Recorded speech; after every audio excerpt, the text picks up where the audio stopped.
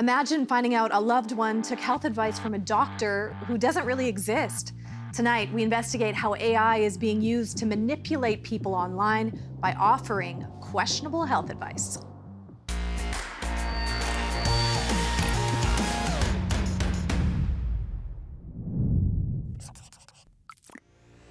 Welcome back to Big If True, Season 2. I'm Molly Thomas.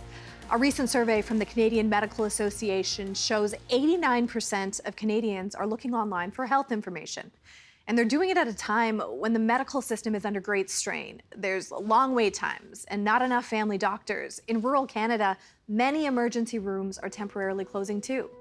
So it can be reassuring when a doctor suddenly appears on TikTok, Instagram, or YouTube, willing to offer a quick fix. But don't be fooled. Soak your feet in hydrogen peroxide for 10 minutes before bed and watch what happens. That's Dr. Valentine spreading misleading health info. Except he's not a doctor at all. He's not even real. He and other fakes are the subject of an investigation by Indicator, a website and newsletter that aims to expose digital deception. Indicator found dozens of AI-generated doctors dispensing dubious health advice. Here are 5 things you need to watch for. And while tech-savvy people might blow past these false accounts, others are buying in. Indicator's research found that across Instagram, Facebook, YouTube, TikTok, and Threads, fake medical professionals they identified had more than 8.5 million followers and subscribers between them. But it's not just fake doctors. In some cases, it's real doctors whose images are digitally cloned without their consent. I'm saying we've been deepfaked. What does that even mean? There's a deepfake? fake Paul and a fake Brad running around TikTok, pretending to be us, giving bad medical advice. And the trend is hitting Canada. Look at this intensive care doctor profiled by the CBC in Montreal. Qu'en l'espace de 3 ans, But that's not Dr. Marquis. It's a deepfake trying to sell health products. That's often a goal of these so-called doctors, to direct audiences to supplements for all kinds of ailments. But others exist to simply drive traffic to their page, where constant clicks lead to ad revenue. So no matter how many accounts are flagged and taken down, new ones pop up in their place. Tonight, we'll hear from a UK-based doctor whose image has been cloned so many times, he's had to hire a social media manager to stop the spread. Later, we'll bring in 2 experts to discuss what's at stake for our healthcare system. But first, let's bring in science communicator Jonathan Jarry from McGill to figure out who's behind these videos and who might be a target. So you did a deep dive, I understand, into these AI-generated doctors and then the deep fakes of real doctors out there. What did you find? Well, they don't exist, number one. But what's interesting is that, some of them, they all fit some kind of like stereotype of the kind of doctor that you would want to look up to online. So either they are quite old and they look wise, right? They have a lot of experience, they know a lot of stuff, or they're very young and attractive and confident.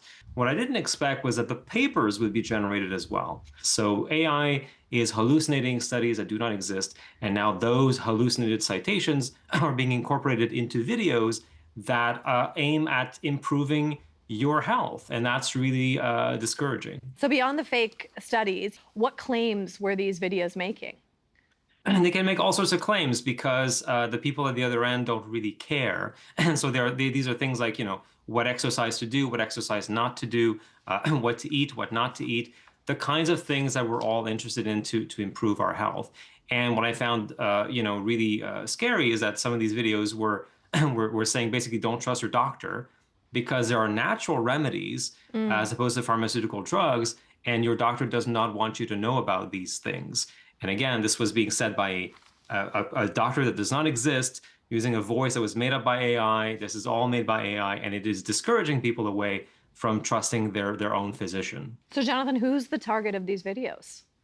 The videos that I looked at were targeted at older adults. So, if you're young watching this, your grandparents are the targets of this, but it's not exclusively, older adults. It's anyone out there who cares about their health is being targeted by these kinds of videos. So I understand you did some sleuthing to try to figure out who is putting this out there. Tell our viewers what you found. So it can be difficult to figure out where these videos are coming from, where in the world these people are really based. But when you extract the metadata from these videos, once in a while you find a slip up. And in the geolocation of some of these videos, the location, which was fake, it said, United States or France, but it was written in Vietnamese. So a lot of these videos seem to be made by content farms in Vietnam, in Pakistan, in other parts of the world.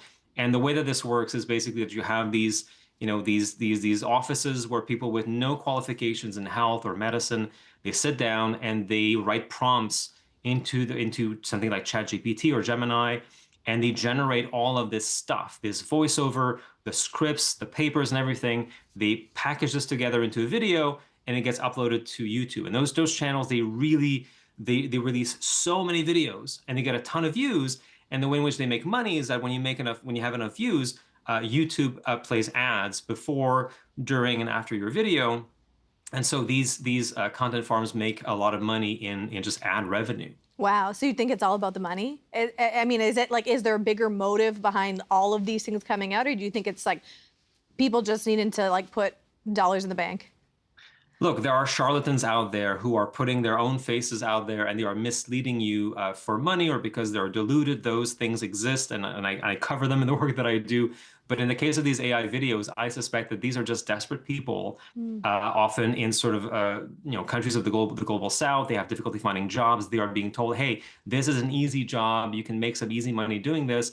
And they show up and they write these prompts, and they don't maybe care or realize that at the other end of this are real people who are changing their lifestyle, their health habits based on hallucinations and fantasies. Jonathan, these fake videos are all on real platforms. So why can't social media platforms completely shut this down? Because they want your attention, and they don't care what on the platform elicits that attention. I know that YouTube last summer sort of said something about AI on its platform to the effect that, well, if it looks like it's been mass produced and if it looks like it's very repetitive, we're going to take it down. But if it's an AI video that does not qualify according to those two criteria, then it just stays on the platform. And it gets eyeballs, it keeps people on YouTube. And so why would YouTube get rid of those? Well, we found that Quebec doctor who was deepfaked. Dr. Francois Marquis has some advice on what to watch out for. As soon as you see Dr. X trying to sell you whatever, it's a fake. That's it, that's all. You can watch Dr. Marquis' full interview on our YouTube page at Big If True TVO. Well, this is a problem well beyond our borders. Our next guest is a UK doctor who has been deepfaked so many times, he's had to hire help to slow the spread of dangerous misinformation. Take a look. All you need to do is use this product once a day, following the instructions, and you'll forget about excess weight, fatigue, and constant hunger. Now, will the real Dr. Hilary Jones give us a wave? Hello, it's me. It's you. So that's not you. That's not you peddling that product. Absolutely not. And this is a real problem now with pharmaceutical products being peddled and sold by scam emails, by social media, and it's exploiting vulnerable people, and it's very dangerous as well. What went through your mind, doctor, when you first saw your face deepfaked? Oh, it's horrifying. So I see my face, I see my reaction to what's going on. I hear my voice, which sounds a little like me. I know my voice very well. It's quite like me, but not quite. But other people believe it is me. And I see my lips moving, but they're not in synchronized to the sound. This is something that I seem to be selling, but I've never had anything to do with this fake product, which purports to do everything for everybody. It's not true. Not only does it cost people money for products that may not have anything in them that is useful or may not even arrive on their doorstep at all, but it could be dangerous. I've known, for example, skinny jabs, weight loss injections being peddled, which are containing insulin. So it's potentially lethal. The problem is, if I tell the social media platforms what's going on, they've never verified this advert in the first place, and they won't take it down, even if you tell them that this is dangerous. So that's a real worry for me. What is that like as a doctor that wants to protect your credibility, you want to protect your patients? Like, what is that like when you're dealing frontline with these social media companies and they're saying no? It's really annoying. I have a reputation that's been built up over many years, and people trust me. So when that trust they see is being abused, clearly, there's an effect for me, which is very detrimental. So I tell the social media platforms they do nothing about it. It's all about profit for them. So they don't verify the veracity of the products in the first place. And we need to inform people how to spot these fake products. It's really important. These are pharmaceutical medications which could be very damaging to people who buy them. So there are lots of things you can look for and say, this isn't real, I'm not going to buy that. Okay, so tell me some of that. I mean, our viewers want to know. Sure. Well, the first thing to do is visually, does it look like my lips are actually moving to the words I'm speaking? It might sound like me, except that it's very monotonous. I don't speak like that. If you don't know me that well, you wouldn't know that. But you can see my lips aren't really synchronized to the words I'm saying. I've never, ever said those words that you've just seen on that Instagram post, for example. Doctor, have any of your patients believed these fake videos? Yeah, unfortunately, I get emails from patients saying, I thought this was a real product. I bought it. It didn't arrive or it didn't do anything. It cost me, $60, £60, whatever. And I was conned. And I say, look, I'm really sorry, but this was nothing to do with me. I will report it to the social media platforms who unfortunately don't do anything. And I would encourage people to take the packaging to the regulatory authorities. So in the UK, it would be the Medicines and Healthcare Products Regulatory Agency. You would have a different one in Canada. But take these products to the regulatory authorities and report it. Otherwise, it will just continue. How do you feel, doctor, when you know your patients, the people that trust you, have been conned? I feel really angry, increasingly angry, because this is so common now. The social media platforms, scam emails, they're selling this stuff. If it's pharmaceutical, it should have a prescription from a healthcare professional. It should be coming from a licensed pharmacy. And none of this is. People don't realize that the pharmaceutical industry is so heavily regulated that makes it safe. If these things aren't safe, don't even be tempted. Don't look at a scam email purporting to have a miracle cure. Don't listen to somebody like me saying, it's 100% safe, it has no side effects, because that just isn't true for anything. So just be very skeptical about anything that's advertised. If it is advertised, it could be real, but go to the official website, check it out, see if it's got certification, see if it's approved by the regulatory authorities. Don't be scammed. It's so easy to be scammed, and I feel really angry about it. I understand you employ a social media specialist to try and monitor this, get this off the web. Is that effective? Yeah, it is. I mean, I'm a bit of a technophobe. I don't understand the modern way of things. So I employ, a young lady who's really, really good and really hot on this stuff. So she can filter it all out. But however, she's only reacting what's already happened. The patients, my patients, the people who know me have already been scammed by the time she gets involved. She can minimize it. She can report it with my help. But actually, it often is too late to do anything about it. So I just say to people, be really careful. Does it sound too good to be true? Does it sound too cheap to be right? Then if it is, be skeptical, be doubtful, and don't be tempted. We asked the major social media platforms about the criticism that they're not doing enough to combat this trend. A TikTok spokesperson said they do not allow misleading content about matters of public importance or videos that are harmful to individuals. TikTok requires creators to label all realistic-looking, AI-generated, or significantly edited content. According to YouTube, they do not allow content that poses a serious risk of egregious harm by spreading medical misinformation. Now, both platforms say they will take down content that violates these policies. Meta, which owns Facebook, Instagram, and Threads, did not respond. Well, we'll have more on this issue later in the show, but first, let's try and dissect confusing info in the headlines. Here's your reality check.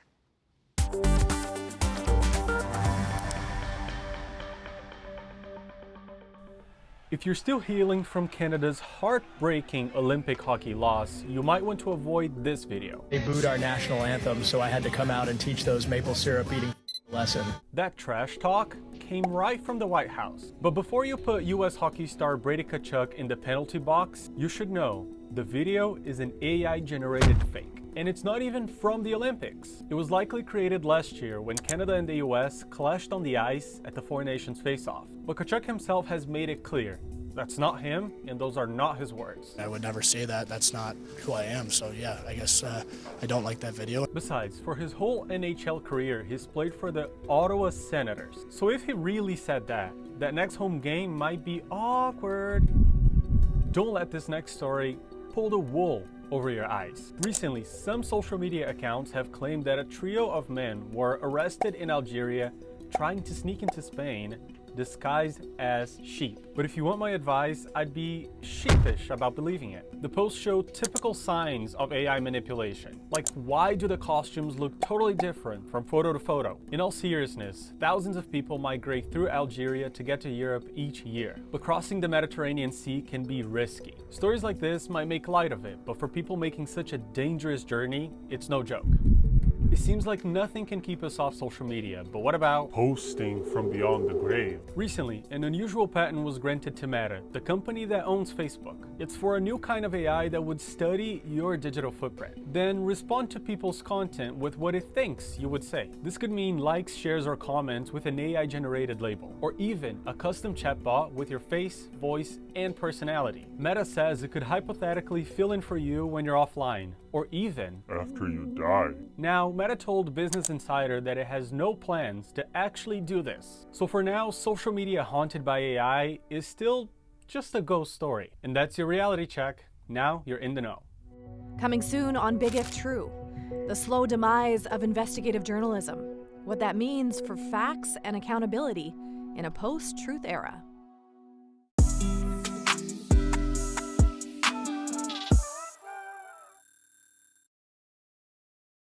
Let's get back to the fake doctor videos making the rounds online. To discuss their long-term impact, we have Timothy Caulfield, a best-selling author and the research director of the Health Law Institute at the University of Alberta. Joining him, we have Dr. Margot Burnell, president of the Canadian Medical Association, who is also an oncologist. Great to have you both.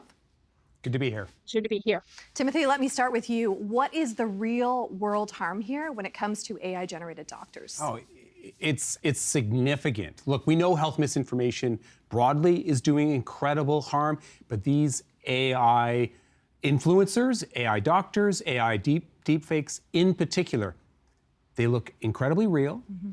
They're playing on authenticity, right? And they are also providing information that is incredibly often convincing. And studies have told us that individuals can't tell the difference between the real and the fake. I think that's really important to highlight.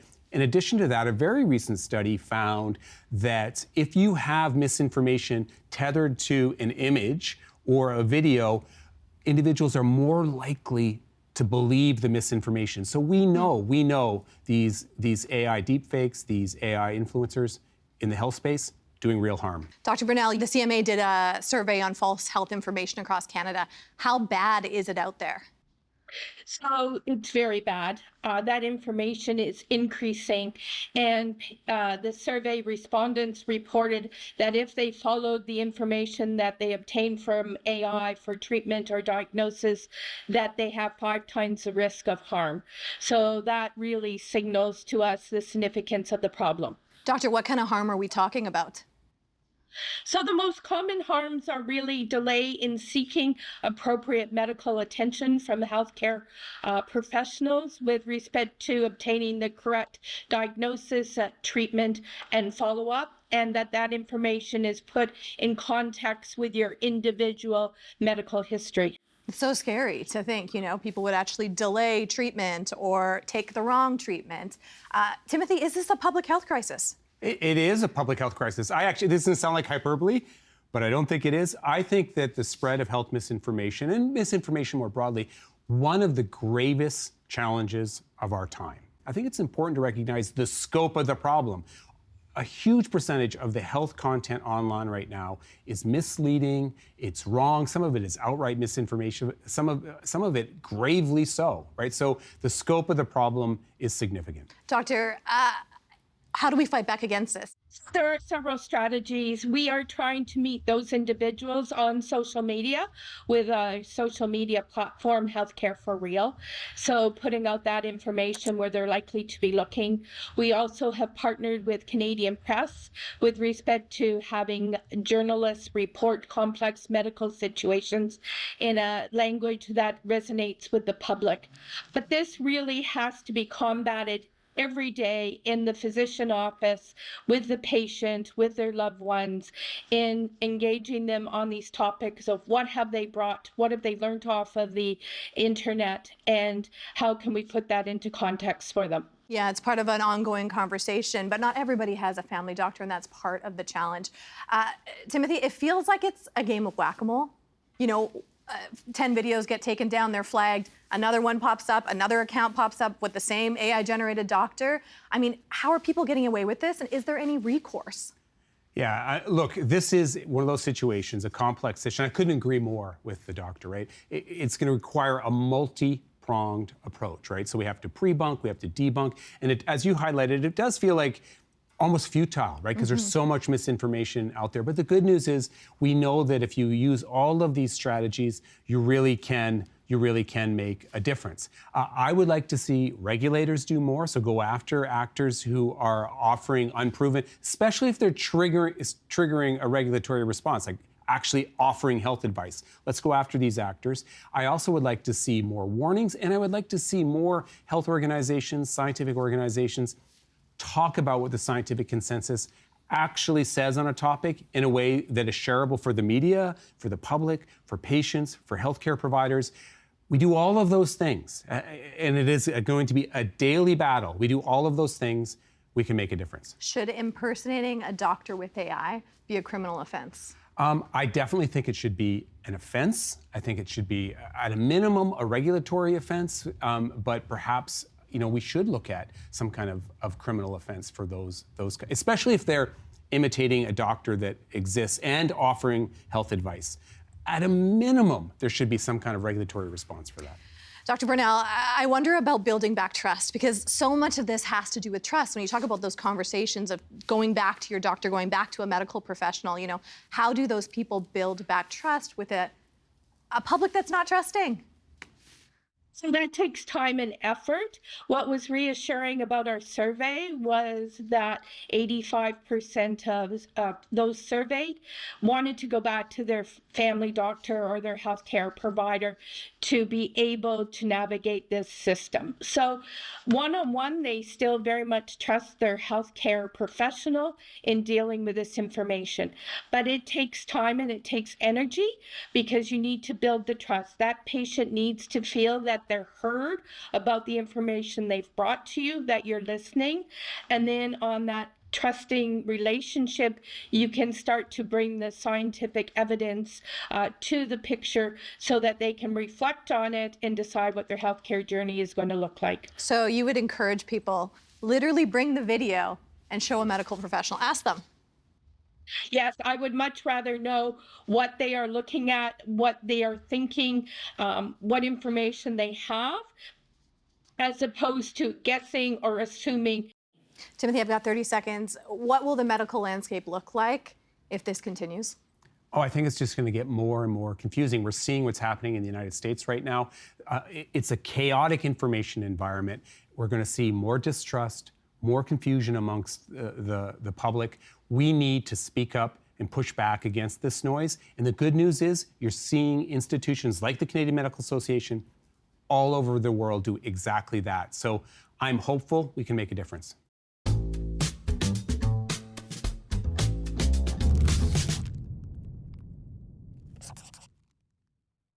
Next time you see a video of a doctor on your feed trying to sell you something, we hope you think twice before you click purchase, because that video might be a fake and that doctor may not exist at all. And by the way, if you're interested in health misinformation, our team recently partnered with Mars Discovery District, a Canadian innovation incubator to debunk medical miracle cures. You can find that full panel conversation on our YouTube channel.